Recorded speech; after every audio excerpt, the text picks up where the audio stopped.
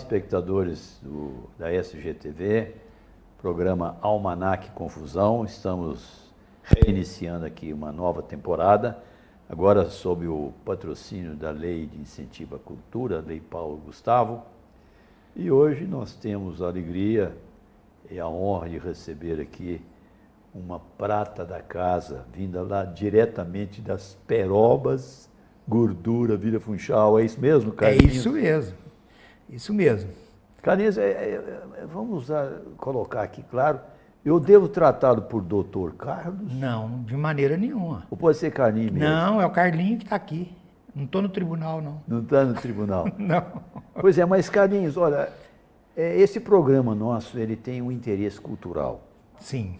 E você, pelo conhecimento que eu, infelizmente, só agora tive assim, com mais proximidade, Sim. eu vejo que você é muito importante para nós aqui do ponto de vista de uma cultura, sobretudo musical. Embora você nem seja músico, você não toca instrumento. Não toco instrumento. Mas você tem mas sempre apreciei muito música, desde a minha adolescência, né? Que naquele tempo de adolescência eu iniciei ouvindo rádio. Principalmente nós tínhamos um programa na Rádio Mundial, que não era FM, naquela época não tinha FM, era AM, e tinha um programa que era do Big Boy, que aos sábados tinha um programa inteiro dedicado à música dos Beatles. E eu não perdia mesmo se eu estivesse tomando banho, dava o radinho de pilha lá junto. Imagina, era rádio, né? Eu tinha aí, nessa época eu tinha 14 a 16 anos. Ô Carlinhos, mas nós já adiantamos um pouco, eu gostaria de... Porque esse programa nosso aqui também nós queremos conhecer a pessoa Sim. Carlos Melo, Carlos Augusto Melo. Você pode falar um pouco de onde você veio, onde é que você Sim. nasceu, dos próprios pais, a sua infância, que pelo que eu sei foi uma infância bem feliz, né? Sim, graças a Deus foi uma infância muito feliz. Muito alegre, muito feliz, muito livre. Eu nasci em Vila Funchal, né, lá no Gordura, em 1954, e sou o penúltimo filho da casa da minha mãe, né? Que eu digo casa da minha mãe, porque meu pai tinha a família, nós éramos 8 irmãos, e ele teve 4 outros filhos fora da... Também irmãos? Também irmãos, que eu considero como meus irmãos. E eu nasci lá em Vila Funchal, 1954, vou fazer 70 anos esse ano. Em junho eu faço 70 anos. E tive uma infância muito feliz. Mas, muito bem, fala aí um pouco, como é que foi essa sua infância? Porque eu achei importante, Carlinhos, porque eu vejo esses jovens hoje, e eles têm uma infância muito citadina. Não pisa no chão, não brinca ali nas minas d'água na época de chuva. Como é que foi isso para você? Não, minha infância foi completamente diferente disso daí que você fala. Durante as férias a gente ficava na fazenda, né? Naquela época as férias escolares eram de 2 a 3 meses quase, né? E a gente ficava na fazenda. E eu gostava demais. Eu andava só descalço, sem camisa e de calção. Só isso, todos os dias. E lá no Gordura eu tinha os amigos lá da vila, os amigos, né, filhos de empregados da fazenda, e a gente brincava muito, chovia muito, a gente fazia aquelas canaletas que era feita com coisa de milho, né? O pé de milho, a gente tirava o nódulo e fazia tipo uma canaletazinha, corria a água. Era o cano. É o cano, e corria água, né? E fazia rodinha movida a água, a gente inventava as rodinhas movidas a água e brincava constantemente. E tomava chuva e saía do Gordura, a turma de menino saía do Gordura e ia lá para o córrego do sítio, fazenda dos seus pais, a gente, né, distante um pouco, a gente ia, os pais não proibia, a gente ia, ficava às vezes o dia inteiro comendo goiaba no pé, coco, chupando coco. Vivi uma vida bem... Eu queria quando acabava as férias. Quando acabava as férias, Você não gostava? eu sempre fui muito, sempre fui meio rebelde. E acabava as férias, a gente vinha embora, meu pai tinha uma caminhonete e ele colocava as coisas que trazia para a cidade, caixa de banana, saco de sabugo para queimar no fogão de lenha. Aquilo era o combustível, né? Era o combustível. Aí eu ficava indignado de estar vindo embora e com isso eu, para pirraçar aí, querendo ficar, batendo o pé e tal, eu jogava saco de sabuco de fora na estrada, meu pai parava a caminhonete, danava comigo, ameaçava de bater. Era uma tragédia, vir embora das férias era trágico. E assim, eu só fui a começar a estudar mesmo na primeira série, porque na época tinha o pré-primário e o padre Geraldino era muito frequente na minha casa e ele, ele está na idade de ir para o pré-primário, vamos pôr no pré-primário. Eu quero só interrompendo, porque eu já sei um pouco. Você ilustra muito bem uma coisa histórica que teve aqui, quase ninguém sabe, que é o Instituto São Pedro. Vou te explicar. Então, já existiu o Instituto São Pedro? Existiu o Instituto São Pedro, os padres, tinha uma fazendinha de padres aqui, que era onde tinha um seminário, que era ali onde que hoje construiu aquela coisa de amparo ao câncer, ali era a fazendinha dos padres, e assim, e não era tão perto igual parece agora, porque era distante.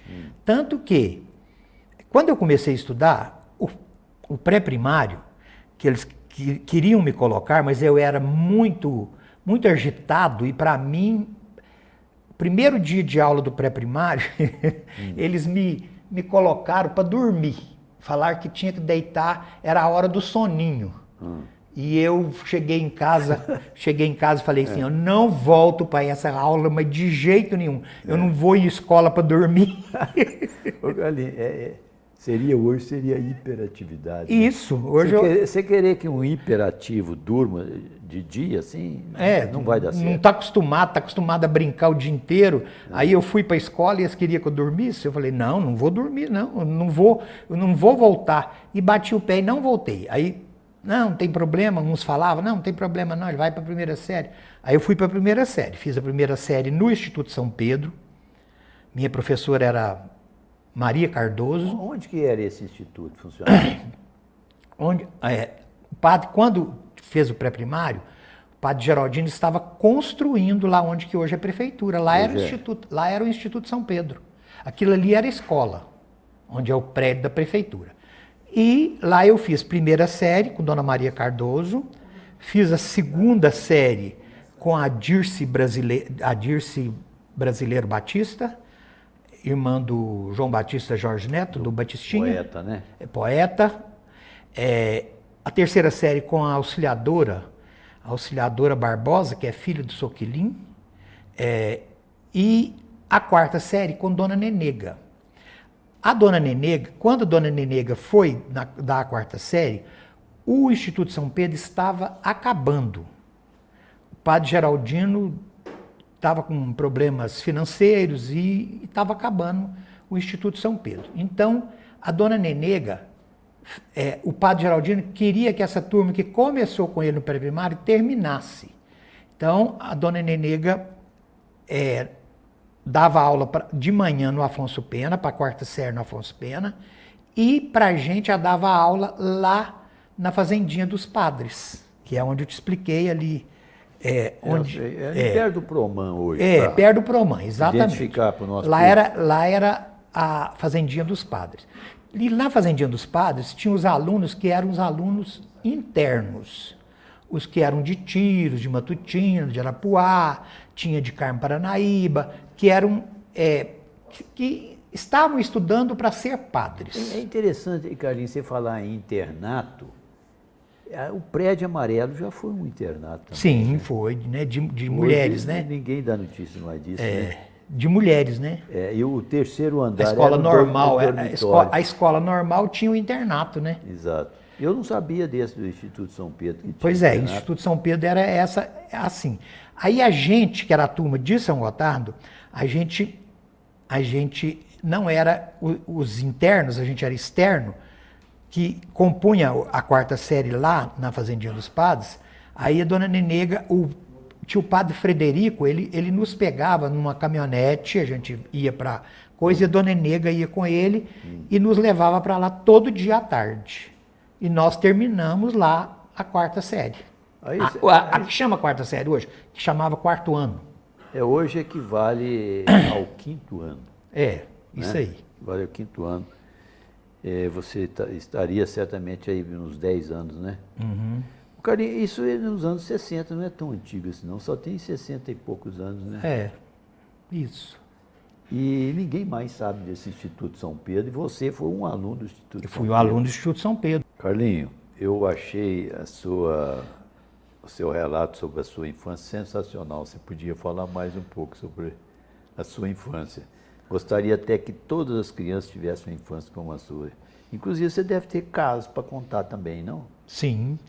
A gente sempre foi muito livre, né? E brincou muito, e mesmo na cidade. E mesmo aqui na cidade, quando né, eu saía, por exemplo, fazia dever, depois que fazia o dever de escola, ia para a rua e brincava ali na Presidente Vargas, que era só pé de moleque, né, no chão, não era asfalto ainda, e brincava e divertia até de noite, quando minha mãe já gritava a gente para entrar para tomar banho. Aquela história até o Manuel de Barros conta uma coisa assim, de chamar os filhos para dentro. Então minha mãe chamava para a gente tomar banho, porque você brincava o dia inteiro, só de calção, descalço, correndo na rua, brincando o tempo inteiro. E na fazenda, assim, tem um relato muito engraçado, que uma vez até me pediram para contar, naquela época de Halloween, né, de Saci e tal, me pediram para contar uma travessura minha. Tem uma travessura interessante. Na fazenda tinha um paiol, e esse paiol ficava cheio de milho até o alto. E ia pondo tábuas, à medida que ia tirando o milho, ia descendo as tábuas. E a gente ficava quase que no teto, em cima do milho. E o gado, e lá debulhava o milho, né? E as palhas ia jogando de fora, porque o gado comia as palhas.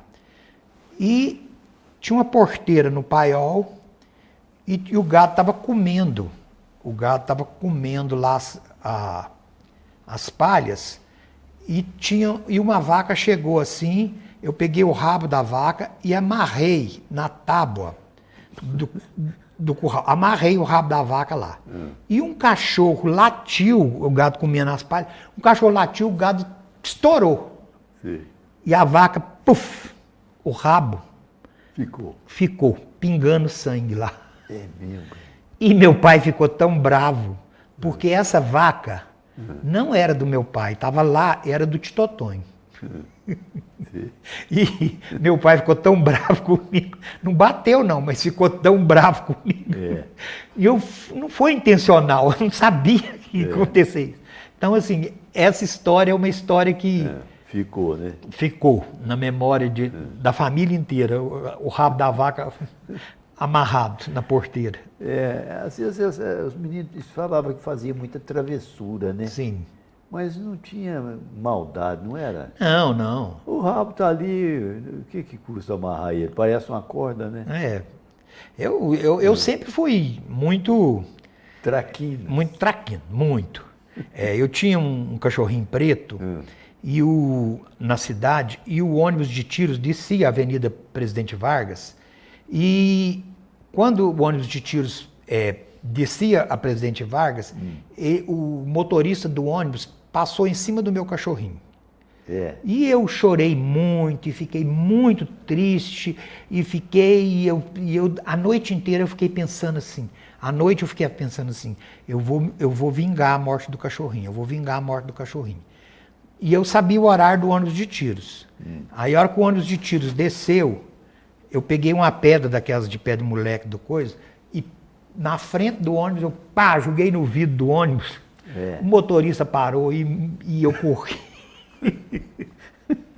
Quebrei o vidro do ônibus. Falei, pronto, tá vingado. Tá vingado.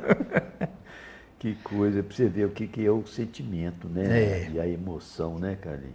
Então, assim... De uma criança, né? O cara matou e não te procurou para pedir desculpa? Não, passou em cima e foi embora para a rodoviária. A rodoviária era ali embaixo, ali na praça. Ah, sim, você falou de outra coisa histórica também, que o povo não sabe, né? A rodoviária era ali Onde hoje tem um negócio de alugar carro.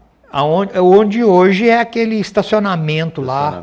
A rodoviária tinha o posto de gasolina, que era do Nilson Leopoldino, depois passou para o seu Jaime, vendeu para o seu Jaime, e a rodoviária.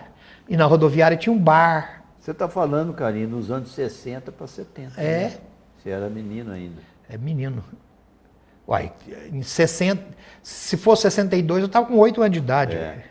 Carlinhos, eu gosto muito de conversar, e nosso programa aqui é conversa mesmo. Acho a conversa fundamental, né? A gente fica sabendo tanta coisa. Isso. Ficamos sabendo tanta coisa da sua infância. Imagino que a sua juventude também deve ter coisa demais para contar, né? Muita. Você se lembra aí de umas 2 ou 3 para contar? Muita. Na minha juventude, teve fatos, né, assim, fatos alegres, mas também teve... Triste também. Teve um fato muito triste,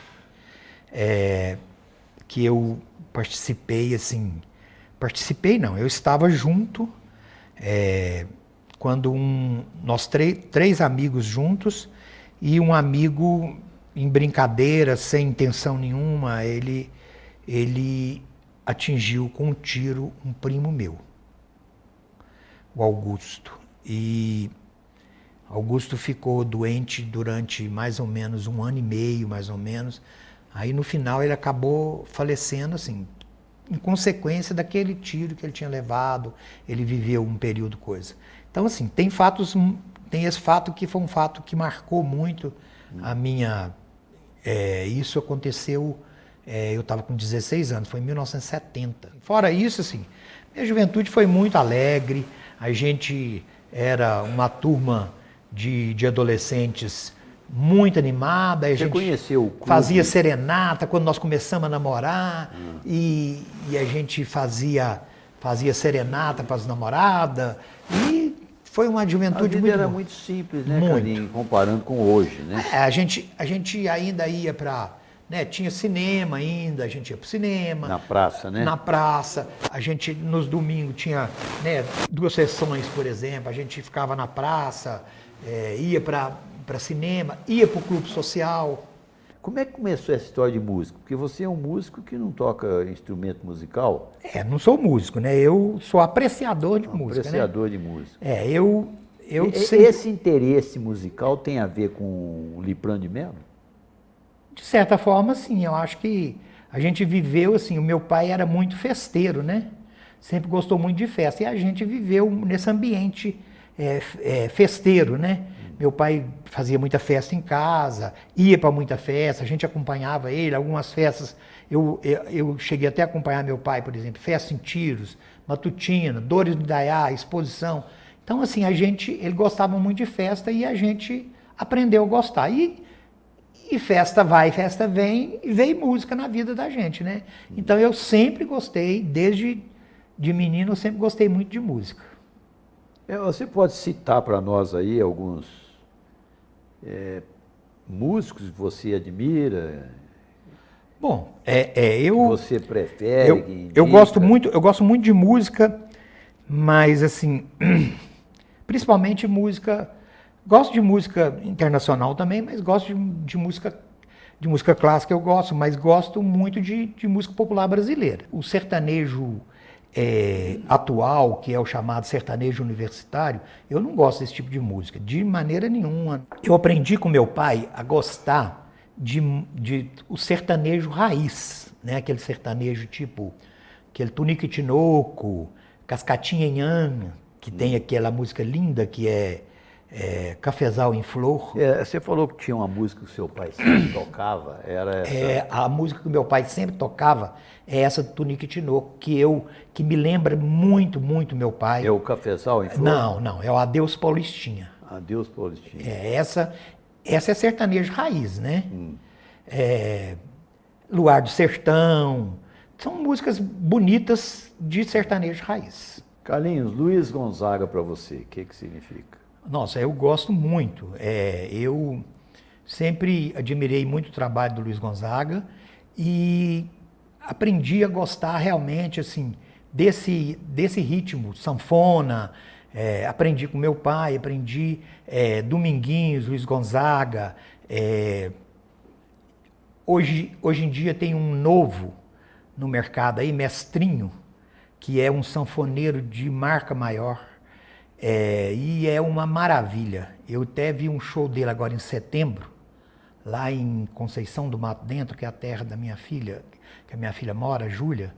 Lá em Conceição tem um incentivo muito grande pela mineradora que lá tem, que é a Anglo American, que a minha filha trabalha, e em parceria com a prefeitura, a Anglo American dá muito show de graça em praça.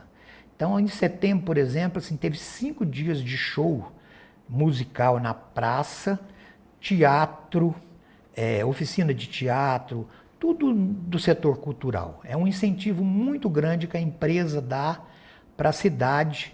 É lógico que ela tem retorno por isso, né? Assim como a CBMM faz em Araxá, né?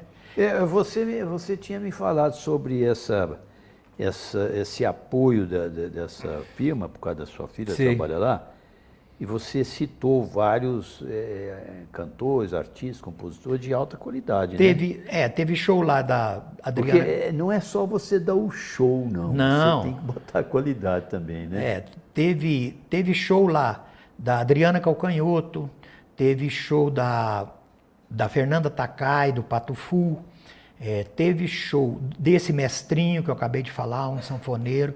Que tocou com o Dominguinhos. Isso, e teve show dos Gilsons, não sei se você conhece, que foi shows maravilhosos. Além disso, teve muita oficina de teatro, teve projetos assim, exposições de arte.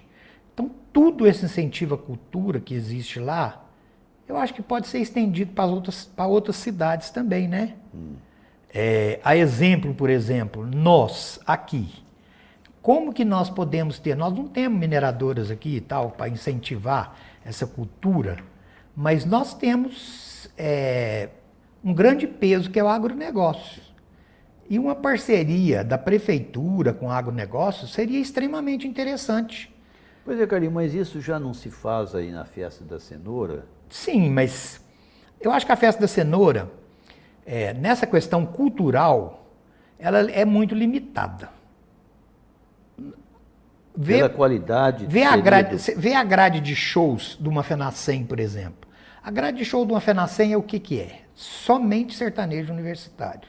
Tem uma turma boa aí, você poderia aumentar essa lista? Não? Sim, nós temos Chico Por Buarque. exemplo, o próprio Chico Buarque, ele é um poeta, né? Sim, um poeta. Chico Buarque. Nós tivemos, por exemplo, assim, quem fazia poesia e transformava em música, Vinícius de Moraes, né? Nós tivemos intérpretes maravilhosos como Elis Regina, Nara Leão, nós temos Nana Caymmi, Dorival Caymmi, a família Caymmi, Gilberto Gil. Então, assim, nós temos hoje, por exemplo, nós temos vários artistas, né, assim, que são intérpretes maravilhosos e compositores maravilhosos e que são, às vezes, largados de lado, né, por essa nova geração. A geração da gente, não. A geração da gente sabia apreciar esse tipo de música. Sempre soube, né? O universitário antigo é completamente do universitário de hoje. Nós estamos falando de artistas de 1960, 80, 90. E hoje? Você acompanha, não? Acompanho. O que está rolando hoje? Acompanho o que está rolando Inclusive, hoje. diz que em Belo Horizonte tem um músico sangotardense. Tem sangotardense. Fazendo sucesso Tem lá. sangotardense fazendo sucesso. Tem o filho do... Tem o Tiago Delegado, que é o filho do Wilson, filho da dona Dalgisa. Tem uma filha do Paulinho Assunção, que é... esqueci o nome dela, Branco. Também que faz sucesso. Nós temos... Tem, um eu Minas conheço. nós temos uma enormidade, né? Assim, nós temos Clube da Esquina todinho em Minas. Nós temos Paulinho Pedra Azul, Tadeu Franco. É uma geração, assim, lá dos anos 70, 80, mas que continua aí. Agora, né, tem muita gente nova. Hoje tem muita gente nova, que nem da família do Gil, por exemplo, saíram esse conjunto musical que é os Gilsons. Então, tem gente nova, e que eu acompanho, por exemplo. Hoje eu ainda acompanho. Você falou de uma experiência sua até com a educação. Você era professor na Unipac. Quando eu vim para São Gotardo, assim que eu me formei, em 84, eu cheguei a dar aula. Cheguei a dar aula de português, aula de história. No colégio aí, é como o bico, né? E quando a Unipac instalou em São Gotardo o curso de serviço social, eu dei aula na Unipac, dei aula de Direito e Legislação aplicada ao direito de menor, né? Direito social. Eu dei aula na Unipac de introdução ao estudo do direito aplicado ao serviço social. Então, assim, lá eu trabalhei, inclusive eu trabalhei com música lá com eles. Pois é, isso é o que eu estava interessado em você falar. Você falou que tocou a música do Almir Sater. O meu primeiro contato com os alunos, eu fiquei imaginando o que eu faria para poder avaliar qual que era o entendimento daqueles estudantes de serviço social, qual que era o entendimento do social.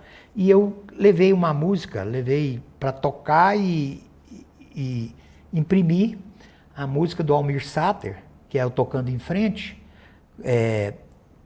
para que eles fizessem uma interpretação da música para mim, dentro da aplicação ali do serviço social. E isso fez com que eu percebesse de cada um os limites de interpretação, de entendimento de cada aluno. Então eu trabalhei com essa música. Não é só conhecer e gostar da música, mas saber às vezes até a origem de uma música, né? Porque tem gente que não sabe nem a origem da música, como é que essa música nasceu, por que essa música, em que momento que o país estava quando surgiu essa música, né? Quando surgiu, por exemplo, Beba Equilibrista, quando surgiu, para não dizer que não falei de Flores, do Vandré, em que momento o país vivia, como é que a coisa acontecia e por que essas músicas surgiram. A gente vê hoje, às vezes a pessoa está usando uma música de protesto completamente contrária àquela posição política que ele tem, né? É porque não tem noção da... Ele não tem noção. É o para não dizer que não falei de Flores. Que pessoas usam de uma maneira com um objetivo que não cai dentro da música. Carlinhos, você já falou sobre a sua infância, sobre a sua ligação com a música e fez uma breve referência ao Dr. Carlos Melo, advogado. Como é que foi aí a sua experiência advocatícia? Eu ingressei na Universidade Federal de Minas Gerais, na UFMG, em 1979, me formei em 84 e lá em Belo Horizonte, nessa trajetória minha da advocacia, eu estagiei no Tribunal de Alçada de Minas Gerais, no Tribunal de Justiça e num escritório de advocacia de um advogado famoso em Belo Horizonte, que inclusive foi jogador do Clube Atlético Mineiro, que era o Pereira, Dr. Mário de Lima Pereira. Eu trabalhei no escritório dele. Depois eu vim para São Gotardo.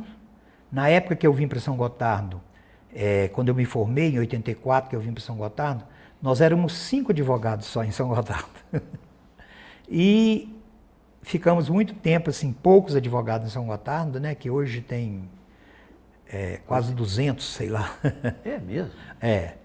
E depois, em 2004, eu fiz no ano de 2004 eu ingressei na UFO e fiz uma pós-graduação em Direito Empresarial. Então, assim, eu me formei bacharelado na UFMG, depois eu fiz Direito Empresarial na UFO.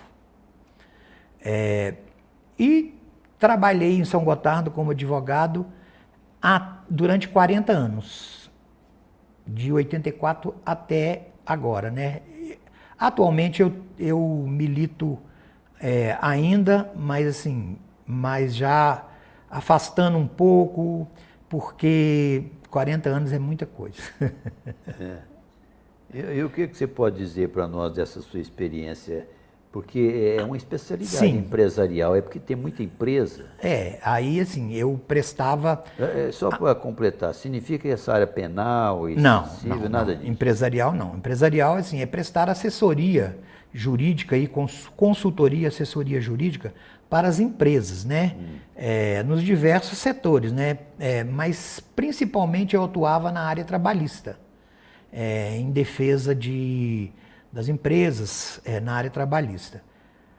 E aqui em São Gotardo também, como advogado, quando nós começamos a formar um grupo um pouco maior que a lei, que o Estatuto da Advocacia exigia, pelo menos 15 advogados para fundar uma subseção. Assim que nós tivemos 15 advogados inscritos, aí eu criei a subseção da OAB em São Gotardo e instalamos a subseção em São Gotardo. Se não me engano, foi em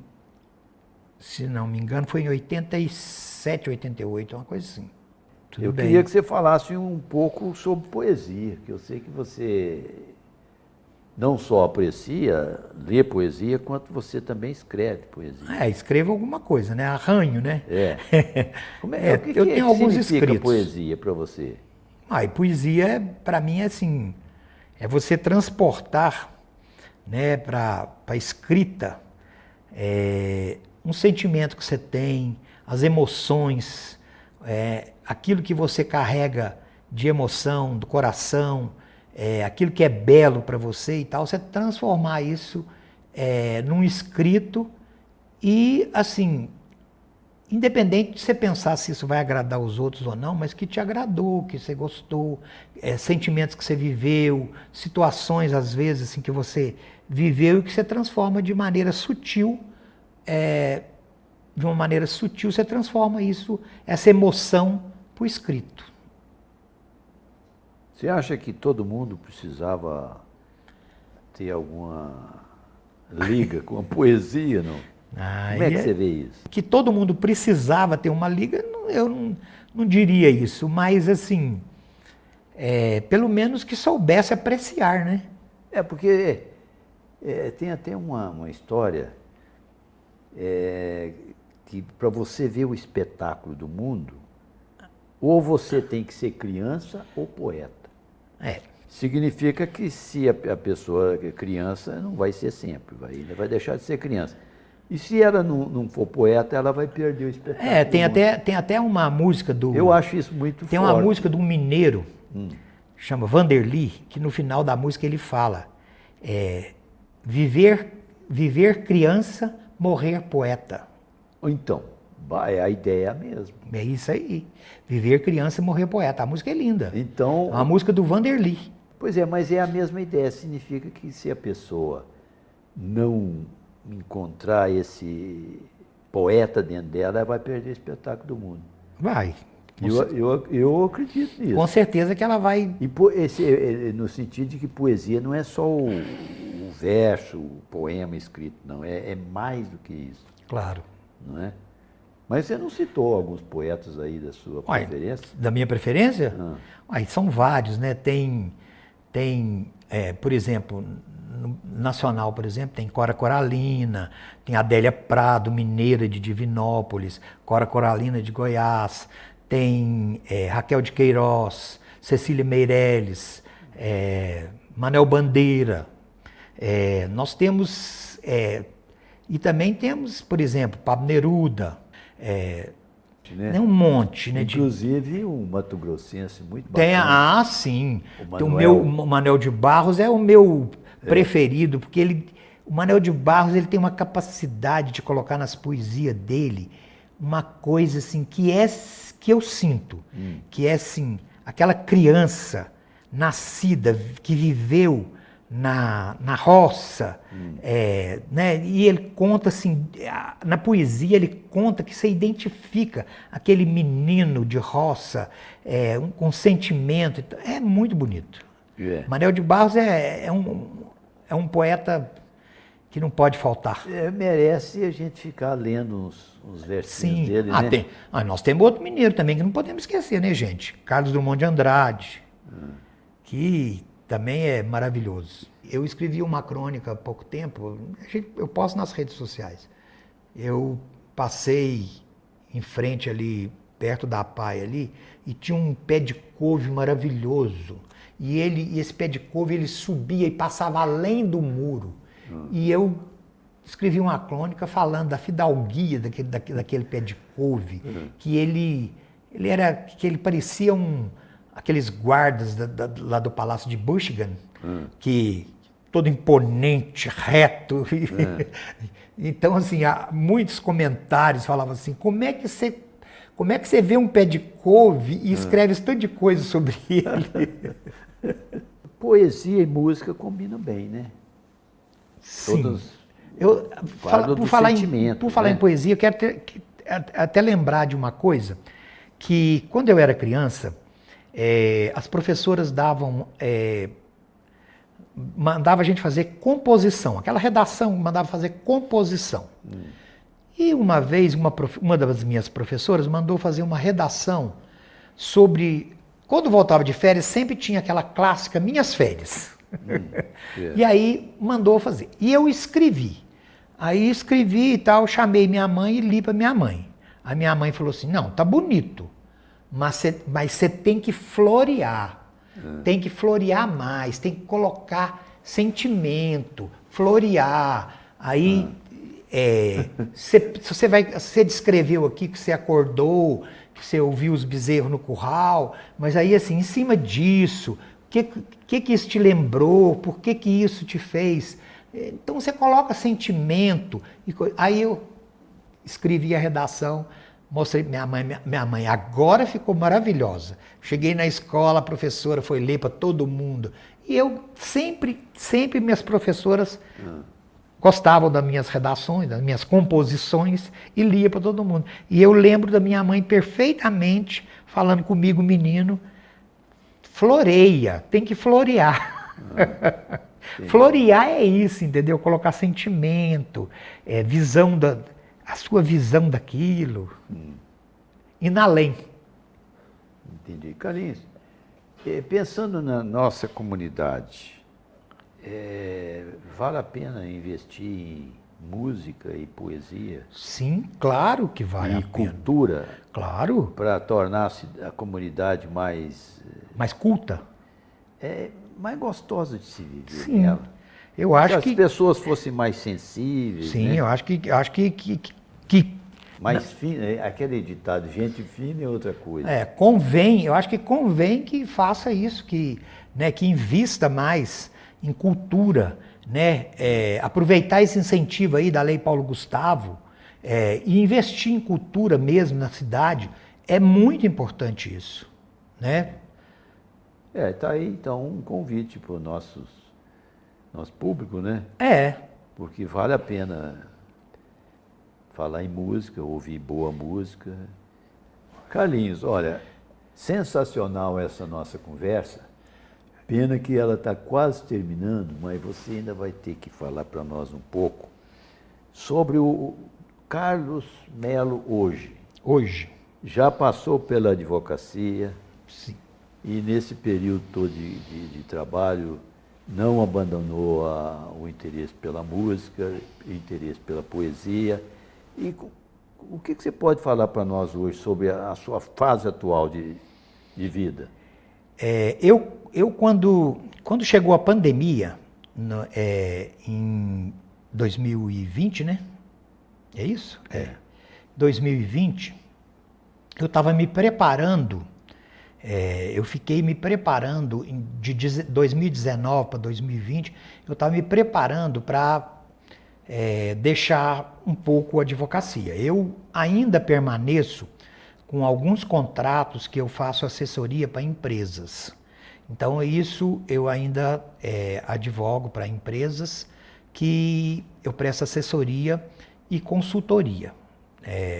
Né? Então, assim, não abandonei completamente a advocacia, mas, assim, diminuí aquele volume de processos, essas coisas todas.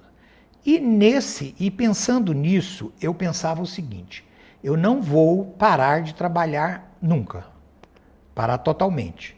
Então, aproveitei esse período e fiz um curso de corretor de imóveis. Me tornei corretor de imóveis, com registro e tudo.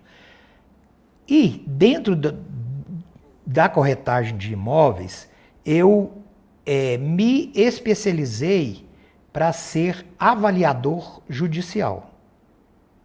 Fiz um curso de avaliação judicial, que a gente, de avaliação com registro no Cadastro Nacional de Avaliadores de Imóveis, é o CNAI. E esse registro me permite ser perito judicial dentro dos processos. Né? Um processo precisa de uma avaliação judicial, então eu vou fazer.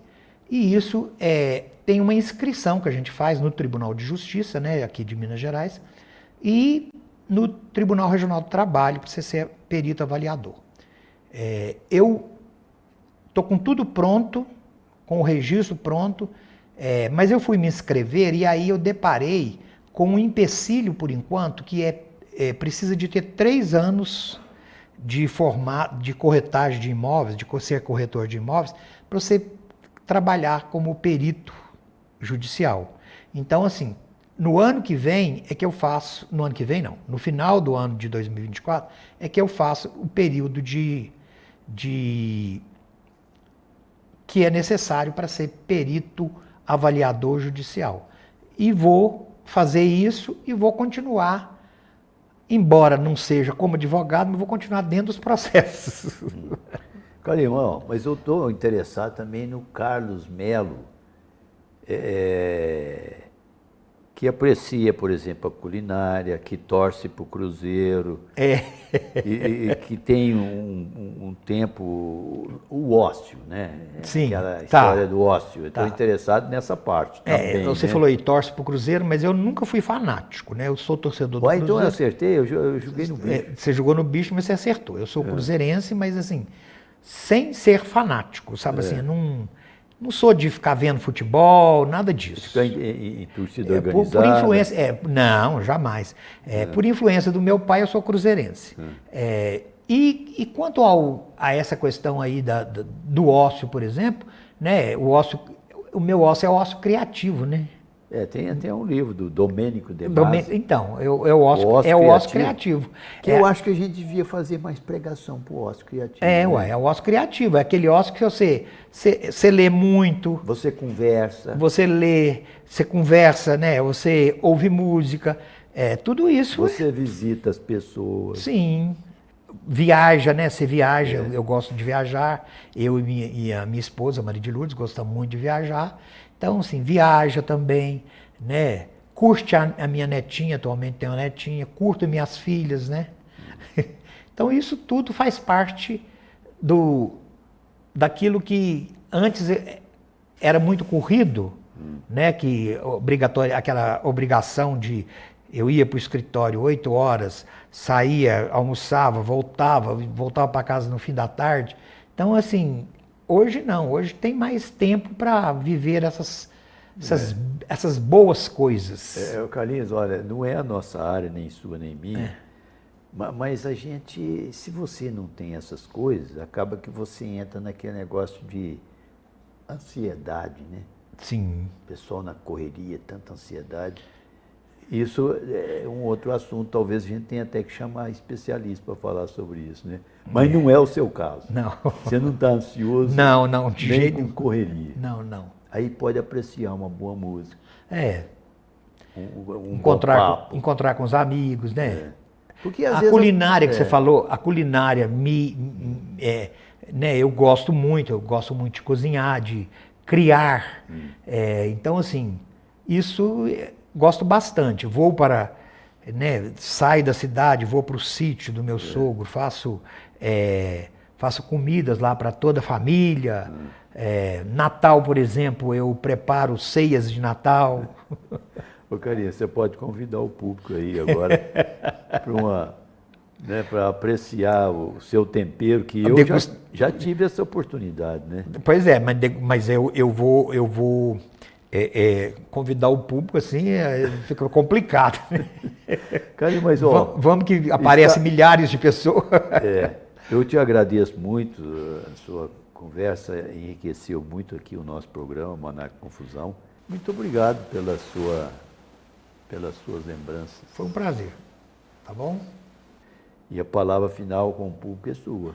Eu espero que eu possa, né, com essa entrevista, ter contribuído para alguma formação, né, para algum despertar cultural nas pessoas, para que elas apreciem mais, parem e apreciem mais as coisas belas, a poesia, a música, né, e que isso tudo reflita, né, que essa fala reflita em todos os telespectadores. E espero até uma outra oportunidade para aprofundar o assunto aqui com o Carlos Melo, não só na área de advocacia, mas também que eu sei que tem muita coisa a falar sobre poesia. Agradeço a todos e até uma próxima oportunidade.